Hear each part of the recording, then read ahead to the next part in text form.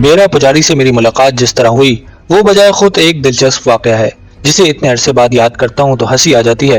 میری اس کی ملاقات بعد ازاں گہری دوستی میں بدل گئی اور کئی برس تک ہم دونوں ایک ساتھ جنگلوں میں پھرتے رہے۔ مجھے اپنی شکاری بلکہ جنگلی زندگی میں یوں تو عجیب عجیب آدمیوں سے ملنے کا اتفاق ہوا، لیکن بیرا پجاری کا جواب نہیں۔ میں نے ایک لنگوٹی کے سوا اس کے دبلے پتلے ہڈیاں نکلے ہوئے جسم پر کبھی کپڑا نہیں دیکھا۔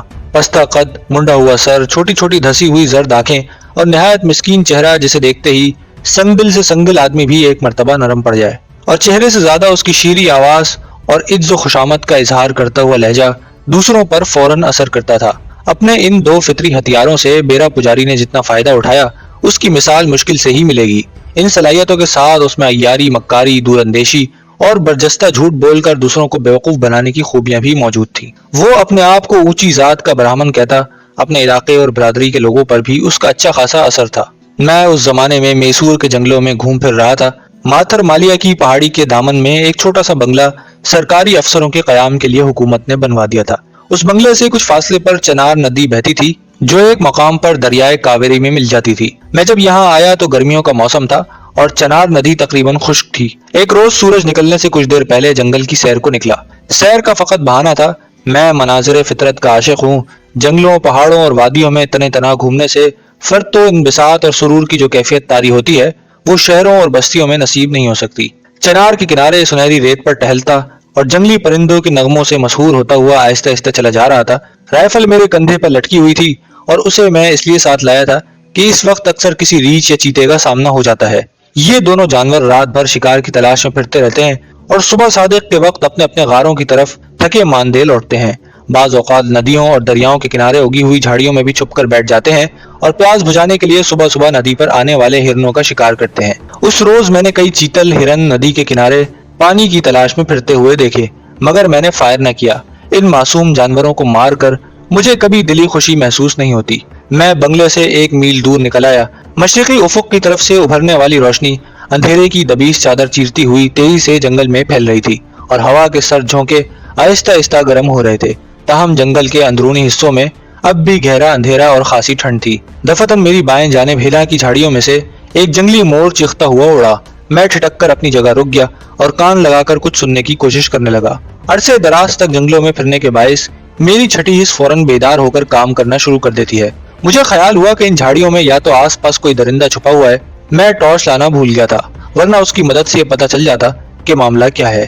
چند منٹ انتظار کرنے کے بعد آہٹ پیدا کیے بغیر میں آگے بڑھا اور جھاڑیوں کے قریب پہنچ گیا۔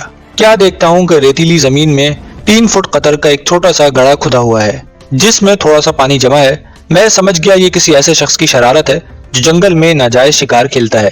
ان دنوں میسور کے جنگلوں میں چھوٹے چھوٹے جانوروں کے شکار پر سخت پابندی تھی اور کوئی شکاری حکومت سے لائسنس لیے بغیر ان کو ہلاک نہیں کر سکتا تھا، لیکن اس ممانعت کے باوجود مقامی لوگ ندی پر آنے والے ہرنوں اور سانبھروں کو طرح طرح کے پھندوں سے زندہ پکڑنے کی کوشش کرتے تھے۔ یہ گڑھا بھی پیاسے ہرن کو پانی کا لالچ دے کر پھنسانے کے لیے تیار کیا گیا تھا۔ میں اس شخص کو پکڑنے کی تدبیریں سوچنے لگا۔ وہ یقیناً قریب ہی چھپا ہوا تھا۔ کوئی 15 منٹ بعد کیا دیکھتا ہوں کہ ایک ہرن ندی کی طرف بھاگتا ہوا ادھر آیا اور پانی دیکھ کر گھڑے میں منہ ڈال دیا۔ فوراً ہی ایک جانب سے فائر ہوا، گولی ہرن کی گردن میں لگی اور وہ وہیں ڈھیر ہو گیا۔ اب تو میرے غیظ و غضب کی انتہا نہ رہی۔ میں نے تاملی زبان میں للکار کر کہا، جس شخص نے ہرن پر فائر کیا ہے وہ میرے سامنے آ جائے ورنہ اس کی خیر نہیں۔ کوئی جواب نہ ملا۔ چند لمحے انتظار کے بعد میں آگے بڑھا۔ یکایک جھاڑیوں میں جنبش ہوئی اور ایک پست قدامت کالا کلوٹا ہندو پجاری میرے سامنے آن کھڑا ہوا۔ دہشت سے اس کا جسم کانپ رہا تھا۔ مجھے دیکھتے ہی وہ ہاتھ جوڑ کر زمین پر گر پڑا، اپنی پیشانی ریت پر رگڑنے لگا، پھر بھررائی ہوئی آواز میں کچھ ایسے الفاظ کہے جو میرے لیے ناقابل فہم تھے، لیکن مطلب غالباً یہی تھا کہ وہ اپنی حرکت پر معافی مانگ رہا تھا۔ سیدھے کھڑے ہو جاؤ، میں نے ڈپٹ کر کہا۔ کیا نام ہے تمہارا؟ صاحب میرا نام بیرا پجاری ہے۔ تمہاری بندوق کہاں ہے؟ وہ بندوق؟ اس نے حیرت سے آنکھیں پھاڑ کر کہا، سرکار مجھ بھوکے ننگے کے پاس بندوق کہاں؟ جناب میں نے آج تک بندوق چلائی ہی نہیں، میں تو راستہ بھول کر ادھر نکل آیا اور تھک ہار کر جھاڑیوں میں سو رہا تھا، اب آپ کی آواز سن کر جاگا ہوں۔ اس مکار پجاری کی باتیں سن کر میرا خون کھول گیا۔ کتنی دیدہ دلیری سے مجھے جھٹلانے کی کوشش کر رہا تھا۔ میں جانتا تھا کہ لاتوں کے بھوت باتوں سے نہیں مانتے، بس میں نے اپنی رائفل سے اس کی کھوپڑی کا نشانہ لے لیا اور کہا، 1 منٹ کے اندر اندر اپنی بندوق میرے حوالے کر دو ورنہ کھوپڑی اڑا دوں گا۔ مجھے فریب دینے کی کوشش نہ کرو۔ اس نے گھگیا کر اور خوشامد سے مجھے متاثر کرنا چاہا، مگر دوسرے لمحے میں نے آگے بڑھ کر ایک تماچا اسے رسید کیا اس کا मुंह फिर गया। वो रोता हुआ झाड़ियों में घुसा और पुरानी तोड़ेदार बंदूक लेकर बाहर आया। जमीन पर गिरकर गीदड़ों की तरह रोने और चिल्लाने लगा, सरकार सरकार मेरी खता माफ कर दीजिए, मैं बाल बच्चेदार आदमी हूँ, अगर मैं आज ये जानवर न मारता तो सब भूखे मर जाते। वो कई दिन से भूखे हैं जनाब। उसने मेरे पैर पकड़ लिए, आंसुओं से उसका चेहरा तर था। मुझे उस पर तरस आने लगा। अच्छा मैं तुम्हें माफ करता हूँ, लेकिन आइंदा ऐसी कोई हरकत ना करना, वरना पकड़कर पुलिस के हवाले कर दूंगा। तुम पुजारी हो और ऐसी हरकतें करते हो और फिर झूठ बोलते हो, तुम्हें शर्म नहीं आती? क्या करें साहब, इस पापी पेट के लिए सब कुछ करना पड़ता है। उसने नदामत से सर झुकाकर कहा। लो सिगरेट पियो। मैंने जेब से पैकेट निकालकर उसकी तरफ बढ़ाया। मेरा ख्याल था कि वो एक सिगरेट उसमें से निकाल लेगा, लेकिन कमबख्त ने पूरा पैकेट मेरे हाथ से ले लिया और खुश होकर बोला, सरकार आपकी बड़ी मेहरबानी, मैं आपको इस जंगल के बारे में बहुत कुछ बता सकता हूँ। मुझे अच्छी तरह मालूम है कि आपकी पसंद का शिकार कहाँ मिल सकता है। बस इतना रहम मुझ पर कीजिए कि फॉरेस्ट गार्ड को मेरी बंदूक के बारे में कुछ न बताइए, वरना वो मुझसे छीन लेगा। लेकिन लाइसेंस के बगैर बंदूक रखना जुर्म है। फॉरेस्ट गार्ड को पता चल गया तो मार मार कर खाल ढेर डालेगा। मैं वादा करता हूँ सरकार, आइंदा कोई जानवर नहीं मारूंगा। मैं आपका गुलाम हूँ, हर खिदमत के लिए हाजिर हूँ, उसने गिड़गिड़ा कर कहा और सिगरेट सुलगाकर लंबे लंबे कश लेने लगा। तुम कहाँ रहते हो? मैंने पूछा। सरकार हम गरीबों का कोई ठिकाना नहीं, जंगल और मैदानों में घूम फिर कर वक्त काट लेते हैं। हमारा गुजर औकात शहद के छत्तों पर है। सारा सारा दिन तलाश करने के बाद कोई छत्ता नजर आता है तो उसमें से शहद निकाल कर कस्बे में ले जाकर बेच देते हैं। उस शहद के एक प्याले का 1 रुपया मिल जाता है। शहद न मिले तो उदम्बू खाकर पेट भर लेते हैं। उदम्बू छिपकली से मिलता जुलता रेंगने वाला जानवर है जो मैसूर के जंगलों में कसरत से पाया जाता है। बाज औकात उदम्बू भी नहीं मिलता तो जंगली पौधों घास ही को नमकीन पानी में उबाल कर खाने के काबिल बना लेते हैं। हमारे पास रहने के लिए कोई झोंपड़ी नहीं। सर्दी से बचने के लिए जमीन में बड़े बड़े गड्ढे खोद कर उनमें सो जाते हैं। अगर जमीन के ऊपर सोए तो हाथी हमें रोन डालते हैं। फिर चीतों और शेरों का भी डर लगा रहता है। एक मर्तबा हमारी बिरादरी की एक पुजारी औरत अपने बच्चों को लेकर दरिया के किनारे ही सो गई। आधी रात को हाथी वहां निकल आए और सबको कुचलते हुए निकल गए। तुम पुजारी होकर गोश्त भी खाते हो, तुम्हारे मजहब में तो गोश्त खाना मना है। सरकार गोश्त हम कभी कभी खाते हैं, वो भी भूख से मजबूर होकर, वरना सुखा कर पिनग्राम के बाजार में बेच देते हैं। बाज औकात एक जानवर के हमें 15-15 रुपए भी मिल जाते हैं। उस रकम से हम अनाज खरीद लेते हैं। तुमने बंदूक कहाँ से हासिल की? ये मेरे बाप की बंदूक है जनाब, और मैंने सुना है कि दादा के पास भी यही बंदूक थी, उन्होंने 30 रुपए में खरीदी थी। अब ये बंदूक मेरे पास रहेगी। ये सुनते ही उसका चेहरा उतर गया और उसने वहीं रोने और गिड़गिड़ाने की एक्टिंग शुरू कर दी। जब कभी तुम्हें रुपयों की जरूरत हो मुझसे ले जा सकते हो, लेकिन बंदूक हरगिज तुम्हारे पास नहीं रहेगी। मैंने फैसला कुन लहजे में कहा। अब यहाँ से दफा हो जाओ, कल सुबह मेरे बंगले में आ जाना। मैं तुमसे जंगल के बारे में बहुत कुछ पूछना चाहता हूँ। मैंने उसकी बंदूक उठाकर कंधे पर डाली और बंगले की तरफ रवाना हुआ। वो बंदूक लेने के लिए कुछ दूर तक मेरे पीछे पीछे आया, लेकिन मेरे तेवर देखकर उसे मजीद खुशामद करने की जरूरत न हुई और वो रोता हुआ एक तरफ चला गया। अगले रोज 10 बजे मेरे अर्दली ने बताया कि एक शख्स बाहर बरामदे में 2 घंटे से आया बैठा है। मैं समझ गया कि बेरे के सिवा कौन हो सकता है। वो आते ही मेरे पैरों पर गिर पड़ा और बंदूक मांगने लगा। बंदूक इस शर्त पर मिल सकती है कि जब मैं शिकार के लिए निकलूं तो तुम मेरे साथ चलो। अगर तुमने मुझे धोखा ना दिया और मेहनत से काम किया तो मैं न सिर्फ तुम्हें बंदूक वापस कर दूंगा, बल्कि उसका लाइसेंस भी बनवा दूंगा। भगवान आपको खुश रखे सरकार, मैं तो आपका नौकर हूँ, जिस तरह हुक्म देंगे तामील करूंगा। क्या तुमने इन दिनों इर्द गिर्द के इलाके में कोई शेर देखा है? मैंने पूछा। जी हाँ जनाब, अभी 2 दिन पहले ही मरते मरते बचा हूँ, पुजारी ने जवाब दिया। ये तो आपको मालूम ही है कि आजकल चांदनी रातें हैं। परसों चांद की 14वीं तारीख थी और मैं चीतल की तलाश में अरमन नदी के किनारे बैठा हुआ था। मैंने चीतल को फांसने के लिए गड़ा खोदा, वैसा ही गड़ा जो आपने सुबह देखा था। जब मैं तकरीबन गुनूदगी की हालत में था, एक चीतल उधर आया और जूं ही उसने पानी पीने के लिए गड्ढे में मुंह डाला, मैंने फायर करके उसे हलाक कर दिया। चूंकि नींद की वजह से मेरी आंखें बंद हो रही थी, इसलिए सोच करके चीतल को कौन लेकर जाएगा, मैं वहीं सो गया। अभी मुश्किल से 10-15 मिनट ही सोया था कि शेर के हाँफने की आवाज सुनकर दफतन आंख खुल गई। क्या देखता हूँ जनाब कि एक बहुत बूढ़ा लेकिन निहायत ताकतवर शेर मुझसे 5 कदम के फासले पर खड़ा चीतल की लाश घूर रहा था। शेर देखकर मेरी जान ही निकल गई। मैंने पहले सोचा कि अपनी बंदूक से उस पर फायर करूं, लेकिन अगर निशाना खता हो गया तो शेर मुझे जिंदा ना छोड़ेगा और बंदूक दोबारा भरने के लिए खासा वक्त दरकार था। बस मैं दम साधे पड़ा रहा। शेर मेरी तरफ तवज्जो दिए बगैर आहिस्ता आहिस्ता चीतल की तरफ बढ़ा और उसे सूंघने के बाद मुंह में दबाया और झाड़ियों को चीरता हुआ न जाने कहां गायब हो गया। चीतल को यूं हाथ से जाता देखकर मैं कुछ भी न कर सका। ठीक है, आओ हम उस शेर की तलाश में निकलते हैं, मैंने कहा और पुजारी को लेकर अरमन नदी की तरफ रवाना हुआ। हम देर तक वहां फिरते रहे, लेकिन शेर दिखाई न दिया, न उसके पंजों के निशान नजर आए। मुझसे ज्यादा बेरा पुजारी मायूस था। बहरहाल हम 2 बजे बंगले पर आए। मैंने नहा धोकर खाना खाया, कुछ पुजारी को खिलाया और उससे कहा कि हम शाम को निकलेंगे। सूरज गुरूब होने के बाद हम जंगल का एक और चक्कर लगाएंगे। 6 बजे शाम मैंने राइफल संभाली और बेरा पुजारी की मायत में चल पड़ा। सूरज गुरूब हुए चंद मिनट ही गुजरे थे कि परिंदों के शोर से जंगल में हशर बरपा था। मैंने महसूस किया कि पुजारी बेहद खौफजदा है और बार बार मुड़कर देख रहा है कि कहीं शेर तो नहीं आ रहा। अरमन नदी बिल्कुल खुश्क पड़ी थी। मैं उसमें घुसकर टॉर्च की मदद से इधर उधर देखने लगा। शेर के पंजों के ताजा निशान नदी में से गुजरते हुए दिखाई दिए। ऐसा मालूम होता था कि हमारे आने से कुछ देर पेशतर वो नदी पर पानी पीने आया था। सरकार वो पानापति की पहाड़ी पर गया होगा। बेरा ने कहा, मुझे अच्छी तरह मालूम है कि वो वहीं आराम करता है। पानापति का टीला नदी से कोई 1 मील दूर था। हम पंजों के निशानात देखते हुए उस तरफ चल पड़े। राह में बांस के दरख्तों का एक झुंड नजर आया। जब हम उसमें से गुजर रहे थे तो हाथी के हाँफने की आवाज सुनाई दी। हाथी ये आवाज खुराक खत्म करते वक्त निकालता है और अगर इस वक्त उसे छेड़ दिया जाए, ये तंग किया जाए तो गजबनाक होकर हमला कर देता है। हमने वो रास्ता तर्क किया और एक लंबा चक्कर काट कर पानापति के जंगल तक पहुंच गए। जंगल के उस हिस्से में दरख्त कम, झाड़ियां और बड़े बड़े पत्थर ज्यादा थे। ऊंचे ऊंचे टीलों के अंदर कहीं गार बने हुए दिखाई दिए। जमीन चूंकि खुश्क और सख्त थी इसलिए पंजों के निशानात मौजूद न थे या हमें नजर न आए। शेर इन्हीं गारों में से किसी एक में रहता है, बेरा ने बताया। लेकिन शेर का होना जरूरी नहीं, मैंने कहा। सूरज गुरूब होने के बाद दरिंदा शिकार की तलाश में निकल जाता है और अभी अभी हमने उसके पंजों के निशान नदी में देखे हैं। सरकार, ये भी तो हो सकता है कि नदी वाला शेर कोई और हो, बेरा ने कहा। मैंने चौंक कर उसकी तरफ देखा। मैंने इधर उधर देखा। बाएं हाथ 25-30 फुट दूर एक टुनमुन दरख्त नजर आया जिस पर चढ़ना कुछ मुश्किल न था। बेरा मेरे हुक्म का मुंतजिर था। मैंने दरख्त पर चढ़कर टॉर्च की रोशनी चारों तरफ फेंकी। कोई जानवर नजर न आया। जंगल के उस हिस्से में हू का आलम था।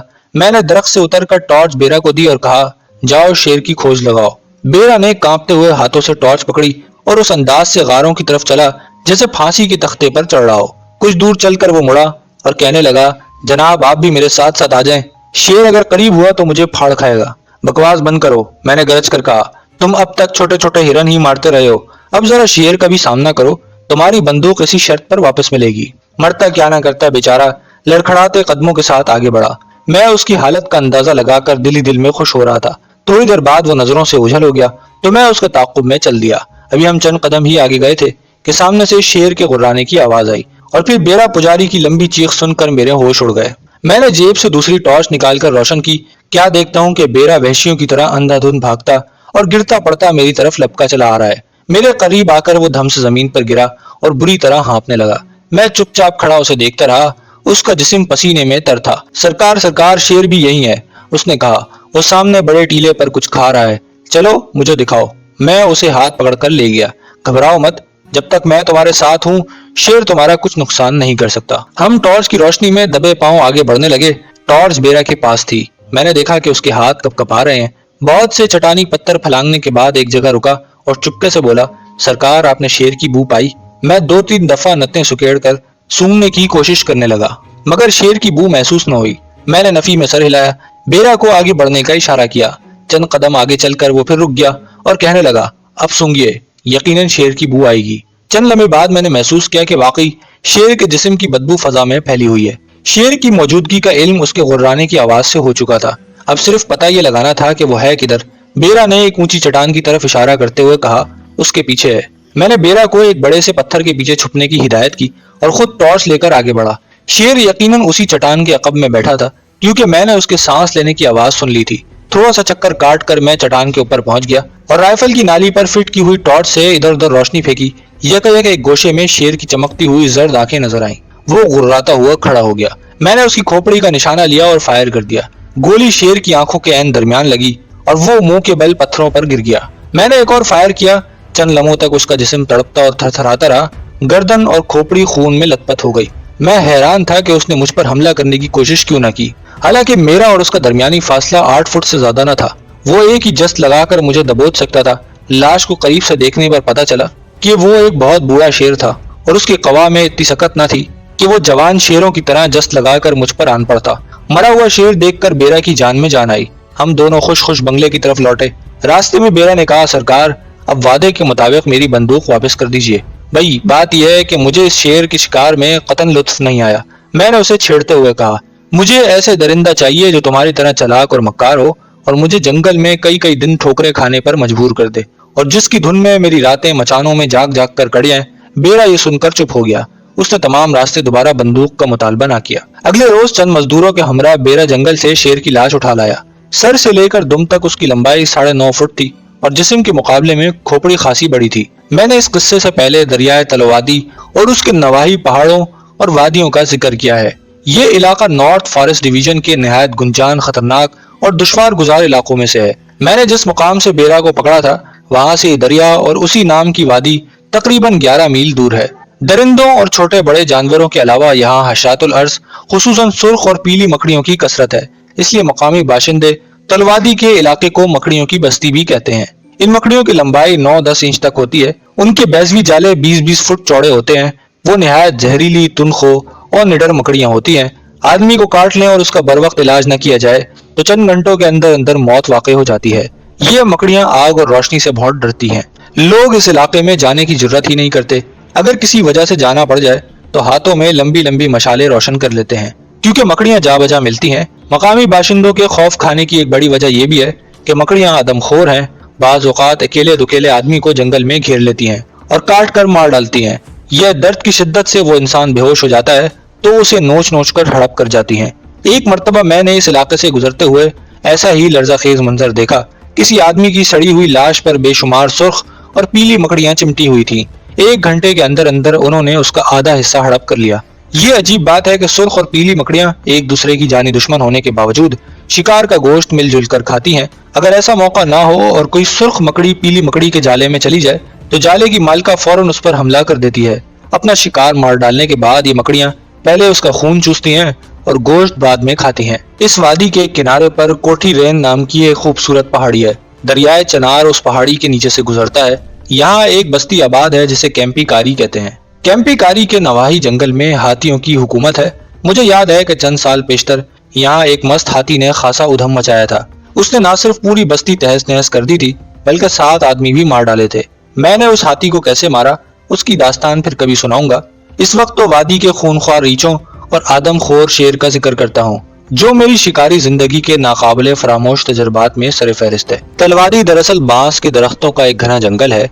बाज मुकामात पर 7-7, 8-8 फुट ऊंची घास भी उगी हुई है, जिसके रेशे रेजर ब्लेड की मानंद तेज हैं। मामूली कपड़ों का जिक्र ही क्या करें, चमड़े का लिबास भी इन रेशों से रगड़ खाकर छलनी हो जाए। अलबत्ता चिकने बालदार लिबास पर यह घास असर नहीं करती। यही वजह है कि शेर और चीते बल्कि जंगली भैंसे भी इस घास के अंदर इत्मीनान से घुस जाते हैं और उन्हें कोई गजन नहीं पहुंचता। इन जानवरों के अलावा तलवादी जंगल रीछों, जंगली सुअरों, सांभरों, भौंकने वाले हिरनों और हाथियों के लिए कसरत रखता है। और मैं समझता हूँ कि जो शिकारी इस जंगल में आकर जिंदा सलामत घर लौट गया वो बड़ा खुश नसीब है। बेरा पुजारी को मालूम न था कि मैं इस जंगल के चप्पे चप्पे से वाकिफ हूँ। वो मुझे उन बेवकूफ और अनाड़ी शिकारियों में शुमार करता था जो शेखी में आकर जंगल में घुस जाते हैं और किसी न किसी दरिंदे के हाथों जान खो बैठते हैं। दरअसल बेरा को बंदूक हाथ से निकल जाने का बहुत रंज था। पहले तो उसने मिन्नत समाजत से मुझे राम करना चाहा, लेकिन मेरे इंकार और डांट डपट से डर गया। उसका ख्याल था कि बुड्ढा शेर मार कर मैं खुश हो जाऊंगा, मगर उसकी ये तवक्को भी पूरी न हुई। झिझला कर उसने मुझसे इंतकाम लेने की ठानी और सोचा कि इस मरदूत को तलवादी का रास्ता दिखाया जाए ताकि इस बहाने इसका किस्सा तमाम हो जाए। मैं हिंदू पुजारियों की फितरत से बखूबी आगाह हूँ, क्योंकि उम्र का एक लंबा अरसा इन्हीं के साथ गुजरा है। मुझे अच्छी तरह मालूम है कि उनकी किसी बात पर एतमाद नहीं किया जा सकता। इस कौम की फितरत में धोखाधड़ी, फरेब, मक्कारी और वादा खिलाफी के अनासिर कूट कूट कर भरे हैं। नाजुक से नाजुक मौकों पर साथ छोड़ देना और दगा देना उनका शेवा है। इब्तिदा में मेरे हिंदू मुलाजिमों और रहबर शिकारियों ने मुझे धोखे दिए और मुझे मौत के मुंह में छोड़कर भाग गए। चुनाचे उनकी फितरत से आगाह होकर मैंने हिंदू मुलाजिम रखने छोड़ दिए। आइंदा तय किया कि अगर उनकी मायत में जंगल के अंदर जाना पड़े तो खुद पीछे रहूंगा और उन्हें आगे बढ़ा दिया करूंगा। 2 रोज बाद बेरा पुजारी निहायत तशवीशनाक तासुरात चेहरे पर सजाए मेरे पास आया और तलोदी जंगल के दरिंदों का जिक्र इस अंदाज में छेड़ा कि मेरे दिल में वहां जाने का इश्तियाक पैदा हो। मैं फौरन उसका मंसूबा भाप गया। ताहम मैंने हैरत का इजहार करते हुए कहा, बेरा तुमने मुझे पहले इस जंगल के बारे में क्यों नहीं बताया? मैं वहां जरूर जाऊंगा। सरकार ऐसा गजब भी न कीजिए, वहां बलाएं रहती हैं बलाएं। न जाने कितने आदमी उन बलाओं ने हड़प कर लिए हैं। मैं तो वहां जाने का मशवरा बिल्कुल नहीं दूंगा। मुझसे गलती हुई कि मैं उस जंगल का नाम ले बैठा। अपनी दानिश में वो मेरे जज्बे और वलवले को हवा देने की कोशिश कर रहा था। मुझे उसकी चालाकी पर हंसी आई और ये सोचकर गुस्सा भी आया कि वो मुझे निरा गाउदी समझता है। اب میں نے اسے دہشت زدہ کرنے کے لیے کہا، بیرا اگر اس جنگل میں مجھے کسی شیر نے ہڑپ کر لیا یا ریچھ نے مار ڈالا تو تمہیں سولی پر لٹکا دیا جائے گا۔ اس کا چہرہ پہلے سیاہ پھر یک دم زرد ہو گیا اور ہونٹ کانپنے لگے۔ ایسا معلوم ہوتا تھا کہ اس کی حرکت قلب بند ہو جائے گی۔ دفعتاً وہ بری طرح روتا ہوا زمین پر گرا اور میرے پیر پکڑ کر فریاد کرنے لگا، سرکار میری خطا معاف کر دیجئے، میں آپ کے ساتھ اس جنگل میں نہیں جاؤں گا۔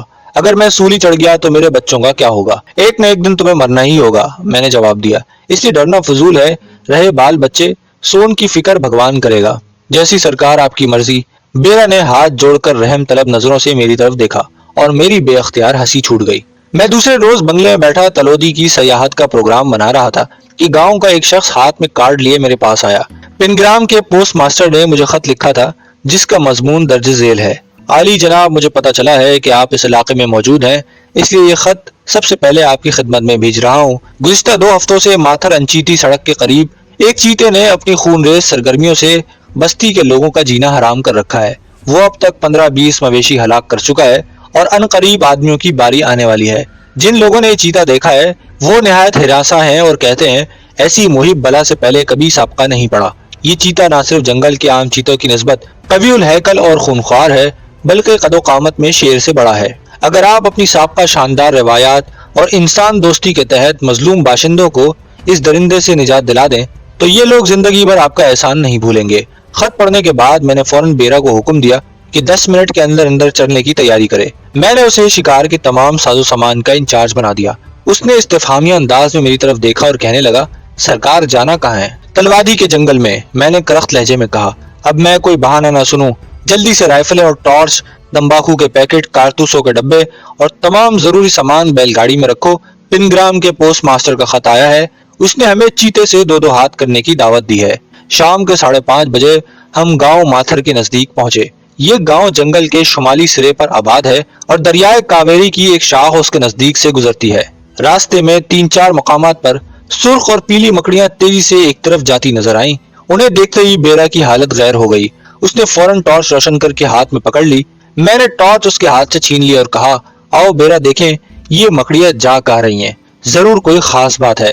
بیل گاڑی رک گئی، میں نے بیرا کو دھکا دے کر نیچے اتارا اور دونوں مکڑیوں کے پیچھے پیچھے چل دیے۔ لمبی گھاس کے ایک وسیع قطعے کے کنارے یہ مکڑیاں ٹیڑھی ترچھی قطار کی صورت میں تیزی سے رینگ رہی تھیں۔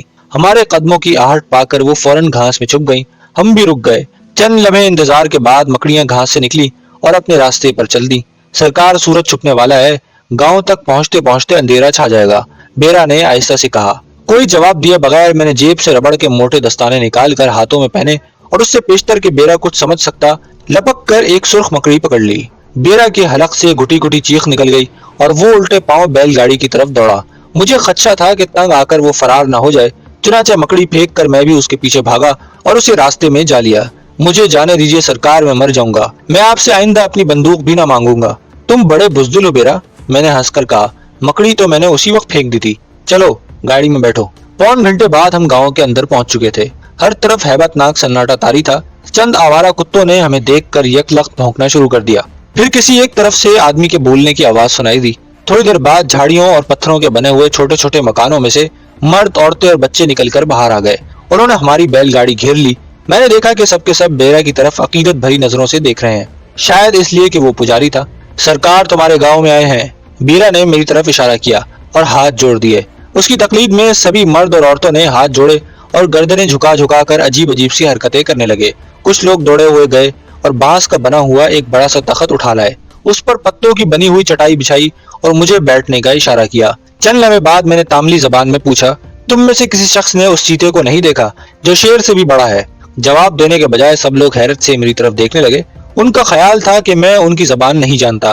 آخر ایک شخص نے زبان کھولی اور بولا، صاحب میں نے وہ چیتا دیکھا ہے، وہ یہاں سے 3 میل دور ندی کے کنارے پانی پی رہا تھا اور اسی نے اگلے روز شام کے وقت میرے بھائی کی گائیں پکڑ کر مار ڈالی۔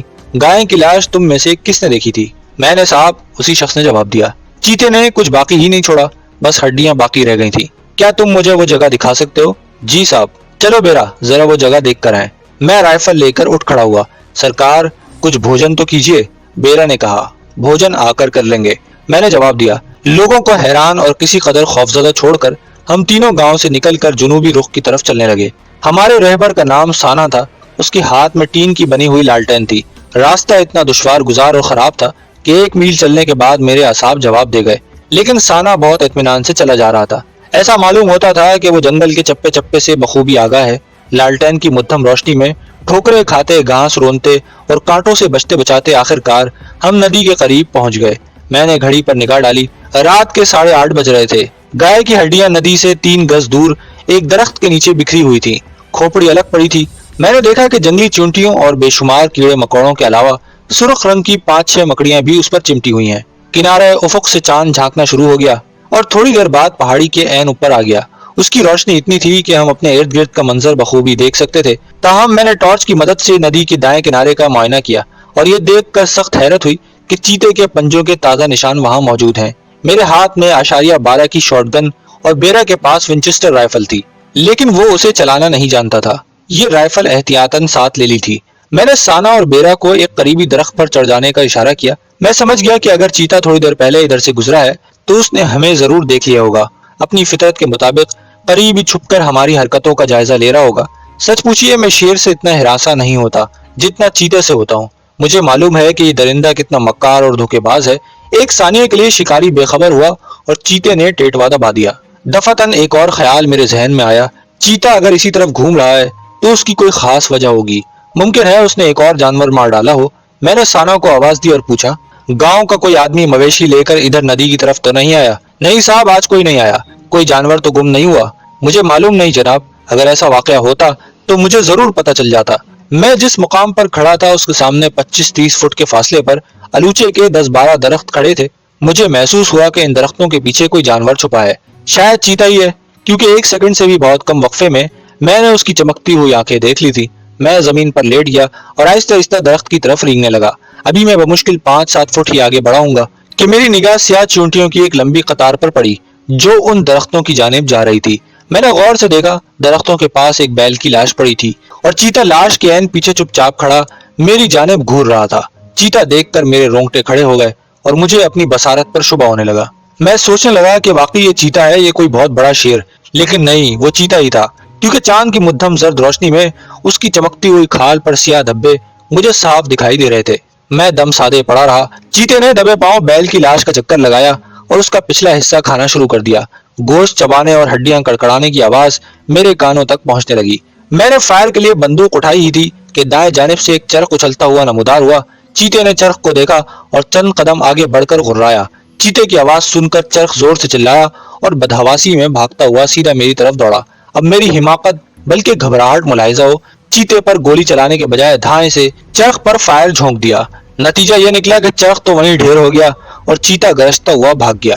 دیر تک اس کی آواز مجھے سنائی دیتی رہی اور یوں زندہ سلامت فرار ہو جانے سے مجھ پر جنون کی سی کیفیت طاری ہو گئی۔